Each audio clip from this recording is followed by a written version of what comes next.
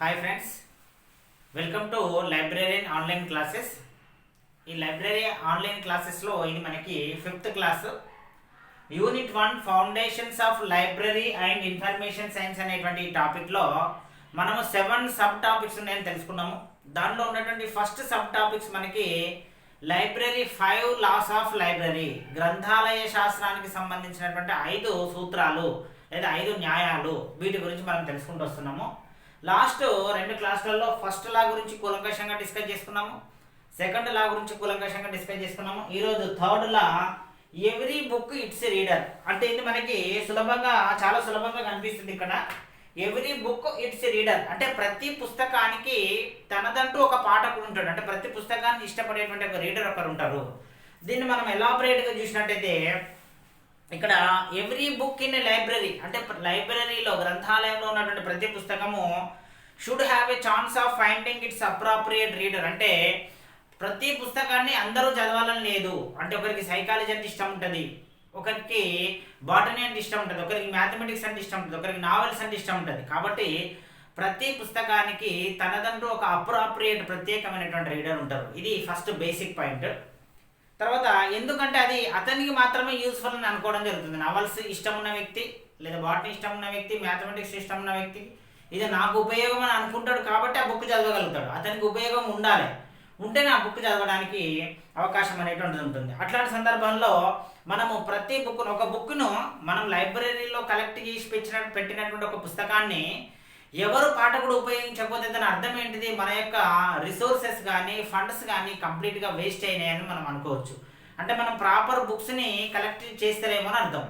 So collect చేసిన book ఎవరైనా ఒకరి రీడర్కైనా ఖచ్చితంగా ఉపయోగపడాలి.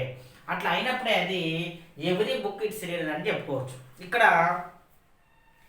మనం పెట్టినటువంటి లైబ్రరీ బుక్స్లో పెట్టినటువంటి ఇన్వెస్ట్మెంట్ అంతా వేస్ట్ అని ఎప్పుడు అనుకుంటామంటే మనం ప్రొక్యూర్ చేసిన ఒక పుస్తకాన్ని ఏ పాఠకుడు కూడా చదవనప్పుడు మన యొక్క ఇన్వెస్ట్మెంట్ మనం వేస్ట్ అనుకోవచ్చు. ఇది అన్ని సందర్భాలకు కూడా వర్తిస్తుంటుంది. మరి ఇట్లాంటి సందర్భాల్లో ఒక లైబ్రరీ యొక్క బాధ్యత ఏంటిది, ఒక లైబ్రరీ యొక్క లక్ష్యం ఏంటిదంటే, లైబ్రరీ లక్ష్యాన్ని మనం సంక్షిప్తంగా ఏ విధంగా చెప్పుకోవచ్చు అంటే to build a well organised collection of resources. గుర్తుపెట్టుకోవాలి, to build a well organised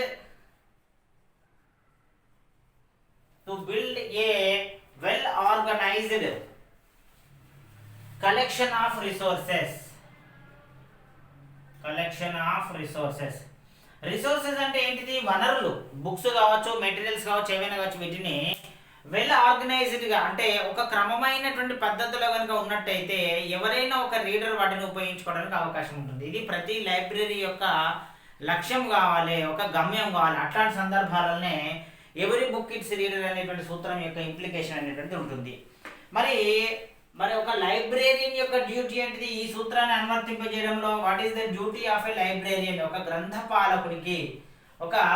పాలకునికి యొక్క డ్యూటీ ఏంటంటే to help the library resources find the people who want and need the most. అంటే ఏ లైబ్రరీకి వచ్చేటువంటి ఏ రీడర్స్కి ఎట్లాంటి ఇంట్రెస్ట్ ఉంటాయి, వాళ్ళ యొక్క బ్యాక్గ్రౌండ్ ఏంటి, వాళ్ళు తరచూ ఎలాంటి పుస్తకాలు అడుగుతున్నారో ఒక అవగాహన ఉన్నట్టయితే మరి వాళ్ళకు ఫలానా రిసోర్సెస్ ఉన్నాయని చూపించడానికి అవకాశం ఉంటుంది. అంటే అక్కడ బుక్ ఉంది, అక్కడ రీడర్ ఉన్నది, వీరిద్దరికి మధ్యలో ఉన్నటువంటి అనుసంధాన కర్త ఎవరంటే లైబ్రరీని. అతనికి ఈ సూత్రం తెలిసి ఉండాలి. Every book it's reader.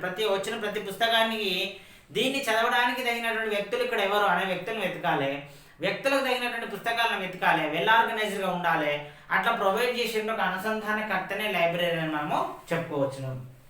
ఇక్కడ మనకు గ్రంథాలయంలో లైబ్రరీలో బుక్స్ ఉన్నప్పటికీ users most often do not know what type of books are there. మరి ఒక గ్రంథాలయంలో 100 ఉండొచ్చు పుస్తకాలు, 1000 ఉండొచ్చు, 1,00,000 ఉండొచ్చు. ఎన్ని పుస్తకాలు ఉన్నాయి, ఎన్ని సబ్జెక్ట్స్ ఉన్నాయి మనకు తెలియదు కదా.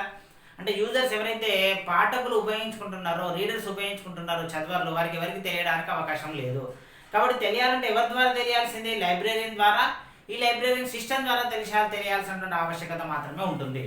సో ఈ ఎవ్రీ బుక్ ఇట్స్ రీడర్ అనేటువంటి బృహత్తరమైనటువంటి బాధ్యతను చేపట్టాల్సిన అవసరం ఎవరిపైన ఉందంటే లైబ్రరీ పైన ఉందని మనము చెప్పుకోవచ్చు. Majority of readers do not know their requirements.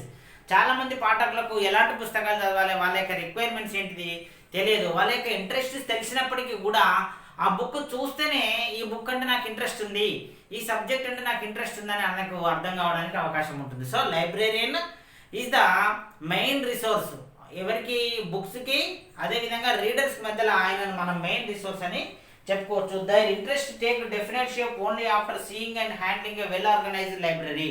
ఒక క్రమ పద్ధతిలో నిర్వహించబడేటువంటి లైబ్రరీలో ఉన్న పుస్తకాలను వాటి యొక్క టైటిల్స్ని చూసినప్పుడు మాత్రమే ఒక పాఠకునికి, ఒక రీడర్కి తన యొక్క ఇంట్రెస్ట్కి అనుగుణమైన పుస్తకాలు ఏమున్నాయని తెలుస్తుంది.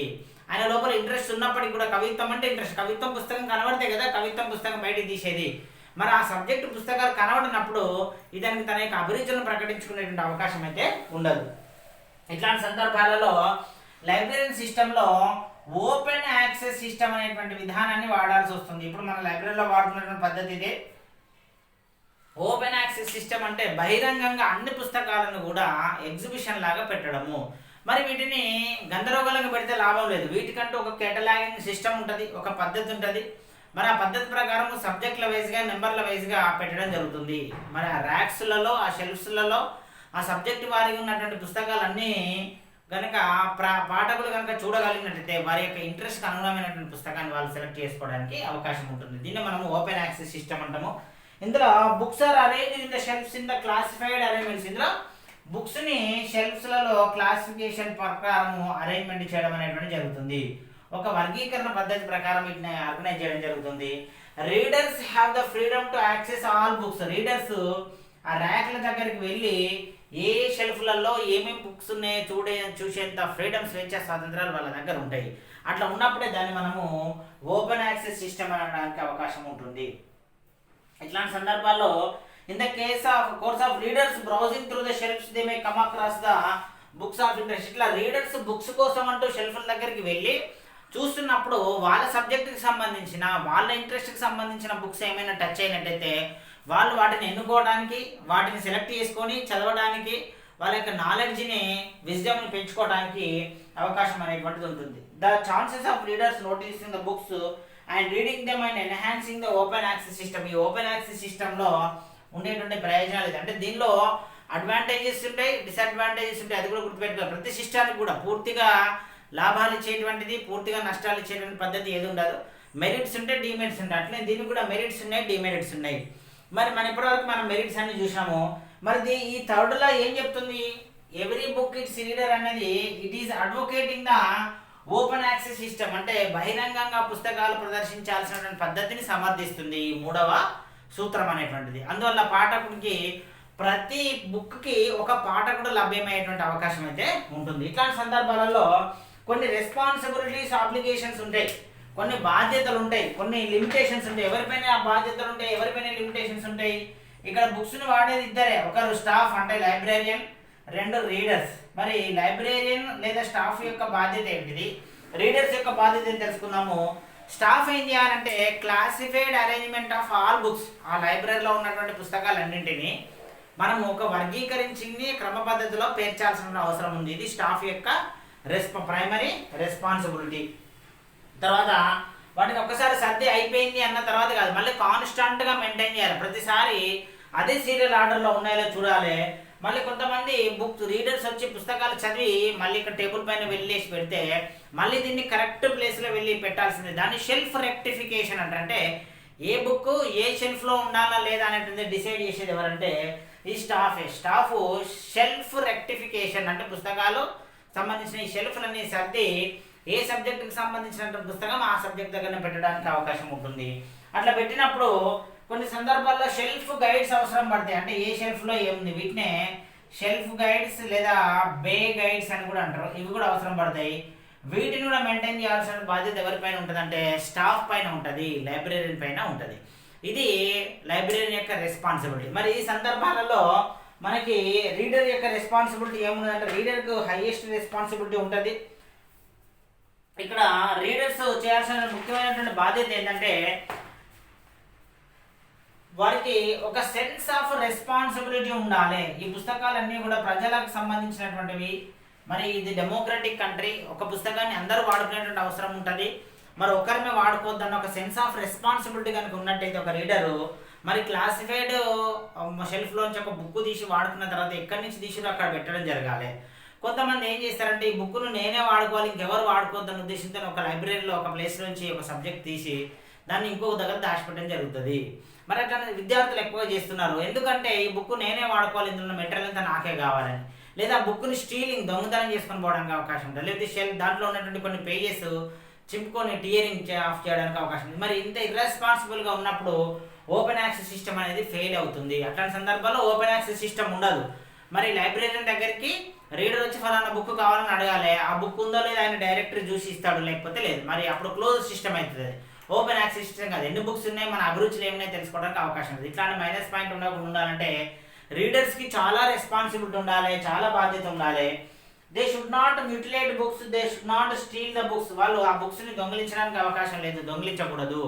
తర్వాత వాటిని బుక్స్ని చదివిన తర్వాత వాటిని పాడు చేయకూడదు, బుక్లలో రాయకూడదు, గీతలు గీయకూడదు. ఇంకొకరు మరి ఉపయోగించుకోవడానికి వీలుగా వీరు వాడుతున్నప్పుడు ఎంత కొత్తగా నూతనంగా మరి అది ఉందో దాన్ని అదే విధంగా ఇతరులకు కూడా అందించాల్సిన బాధ్యత రీడర్స్ పైన ఉంటుంది. Readers should note that A book misplace is a book lost for ever. Readers ఏం గుర్తుపెట్టుకోవాలంటే ఒక బుక్ ఒక ర్యాక్లోంచి సబ్జెక్ట్ని తీసుకొచ్చినప్పుడు మళ్ళీ అక్కడనే పెట్టాలనేటువంటిది ఆలోచన వీళ్ళ లోపల ఉంటుంది. అట్లా పెట్టాలని తెలియనప్పుడు స్టాఫ్కి ఇచ్చినట్టయితే వాళ్ళే దాన్ని అరేంజ్ చేయగలుగుతారు. అట్లా కాకుండా మీరే ఒక దగ్గర తీసిన బుక్ని ఇంకొక దగ్గర పెడితే ఇంకా అది మీకే దొరకదు. A book misplace is a book lost forever అంటారు. అంటే ఒకసారి మిస్ప్లేస్ అయింది బుక్ అంత పెద్ద లైబ్రరీలో అంటే అది ఇంకా ఫర్ ఎవర్ ఎప్పటికి కూడా మిస్ప్లేస్ అనేది ఎవరికి దొరుకుతుందో, ఎప్పుడు దొరుకుతుందో, ఎక్కడ దొరుకుతుందో మనకు తెలియడానికి అవకాశం అయితే లేదు. ఇవన్నీ కూడా ఓపెన్ యాక్సెస్ సిస్టమ్ యొక్క అడ్వాంటేజ్, డిసడ్వాంటేజ్. అందువల్ల ఒక బ్యాలెన్స్డ్ సిస్టంలో ఆర్డర్లుగా దీన్ని మెయింటైన్ చేయాల్సి ఉంటుంది. ఇట్లాంటి సందర్భాల్లో లైబ్రరీ కొన్ని ప్రమోషనల్ యాక్టివిటీస్ అంటే గ్రంథాలయ వ్యవస్థని, బుక్స్ని చదవడానికి ప్రేరణాత్మకంగా ఉండేటువంటి కొన్ని యాక్టివిటీస్ని ఖచ్చితంగా లైబ్రరీ చేపట్టాల్సిన అవసరం ఉంటుంది. ఇట్లాంటి సందర్భాలలో distribution of monthly list of books అంటే ప్రతి మంత్ కొన్ని బుక్స్ అయితే కొత్త బుక్స్ అయితే వస్తాయి కదా, మంత్లీ లిస్ట్ని మనకి లైబ్రరీలో వెళ్ళగానే డిస్ప్లే చేయాలి. ఉదాహరణకి ఈ మంత్ ఒక 50 కొత్త పుస్తకాలు వచ్చినాయి అనుకోండి, ఏం పుస్తకాలు వచ్చినాయి మనకు తెలవాలంటే అక్కడ ఒక లిస్ట్ డిస్ప్లే కావాలి. మళ్ళీ ఈ మంత్ వచ్చినటువంటి న్యూ అరైవల్స్ అని రాసి పెట్టాలి, రాసిపెట్టి అక్కడ పెట్టాలి. అక్కడ ఒక 10 రోజులు, 15 రోజులు, నెల రోజులు మళ్ళీ కొత్త పుస్తకాలు వచ్చేంత వరకు అక్కడ పెట్టి మళ్ళీ వాటిని షెల్ఫ్లో సబ్జెక్ట్ వైజ్కి వెళ్ళిపోతాయి. అట్లా న్యూ అరైవల్స్ కానీ మంత్లీ లిస్ట్ కానీ లైబ్రేరియన్స్ మెయింటైన్ చేసినట్టయితే తప్పనిసరిగా ఈ థర్డ్ లా ఏదైతే ఉందో ఎవ్రీ బుక్ ఇట్స్ రీడర్ అనేటువంటి లా అనేటువంటిది సాటిస్ఫై అవ్వడానికి అవకాశం అనేటువంటిది ఉంటుంది. తర్వాత newly added book should be displaced permanently in the library. Organisation of book exhibitions, maintenance of well designed library. Catalogue కూడా ఉండాలి. అంటే మనకు వెళ్ళిన తర్వాత కేటలాగ్ కూడా ఇవ్వాలి. అంటే లైబ్రరీలో సబ్జెక్ట్ వైజ్గా ఉన్నటువంటి కేటలాగ్స్ ఎన్ని బుక్స్ ఉన్నాయి, ఏ బుక్ ఎక్కడ ఉంది, షెల్ఫ్ గైడ్స్, బే గైడ్స్ కూడా మనకు ఉండాల్సిన అవసరం ఉంది. ఇవన్నీ స్టాఫ్ ప్రొవైడ్ చేయగలిగిన రోజు, రీడర్స్ రెస్పాన్సిబుల్గా ఉండగలిగిన రోజు తప్పనిసరిగా ఈ థర్డ్ లా అనేటువంటిది సక్సెస్ఫుల్ అవుతుంది. Every book it's reader. ఇదే ఓపెన్ యాక్సెస్ సిస్టమ్ ఉన్నటువంటి బెనిఫిట్. ఒకవేళ దీన్ని మిస్యూజ్ చేసినట్టయితే ఓపెన్ యాక్సెస్ సిస్టమ్ అనేటువంటి ఫెయిల్ అవుతుంది. ఎవ్రీ బుక్ ఇట్స్ రీడర్ అనేటువంటి లక్ష్యాన్ని మనం చేరుకోవడానికి అసాధ్యం అవుతుంది. ఇది థర్డ్ లా, మోస్ట్ ఇంపార్టెంట్. ఒకసారి రివిజన్లో చూస్తే మనకు foundations of library and information సైన్స్లో ఫస్ట్ యూనిట్లో 5 laws ఆఫ్ లైబ్రరీ సైన్స్లో third law every book it's reader. ప్రతి పుస్తకానికి తనదంటూ చదవని పాఠకుడు ఒక వ్యక్తి ఉంటారు. To build a well organised collection of resources అనేటువంటి లైబ్రరీ యొక్క ప్రధానమైన బాధ్యత. లైబ్రరీను ఏ లైబ్రరీలోనైనా ఓపెన్ యాక్సెస్ సిస్టమ్ మనము ఏర్పాటు చేయాల్సిన అవసరం ఉంటుంది. దానిలో అడ్వాంటేజెస్ ఉన్నాయి, డిసడ్వాంటేజెస్ ఉన్నాయి. బుక్స్ అన్ని షెల్ఫ్లలో ఆర్గనైజ్ చేసి పెట్టాల్సిన అవసరం ఉంటుంది. రీడర్స్ చూసి తమ యొక్క ఇంట్రెస్ట్కి అనుగుణమైన బుక్ దానిలో సెలెక్ట్ చేయడానికి అవకాశం ఉంటుంది. ఈ సందర్భంలో స్టాఫ్ షెల్ఫ్ గైడ్స్, బే గైడ్స్, మంత్లీ లిస్టులు, కేటలాగులు, బుక్ ఎగ్జిబిషన్స్ మెయింటైన్ చేయాల్సిన అవసరం ఉంటుంది. రెస్పాన్సిబుల్ ఉండాల్సిన అవసరం ఉంటుంది. అదేవిధంగా రీడర్స్ కూడా రెస్పాన్సిబుల్గా ఉండాలి. బుక్లను టియర్ ఆఫ్ చేయకూడదు, స్టీల్ చేయకూడదు, అదేవిధంగా మిస్ప్లేస్ చేయకూడదు. అట్లాంటి సందర్భాలు కనుక ఉన్నట్టయితే మరి వీళ్ళందరూ కూడా రెస్పాన్సిబుల్గా ఉన్నప్పుడు third law every book it's reader అనేటువంటి సక్సెస్ఫుల్గా ఉంటుంది. ఇక్కడికి పాయింట్స్ని నోట్ చేసుకోండి.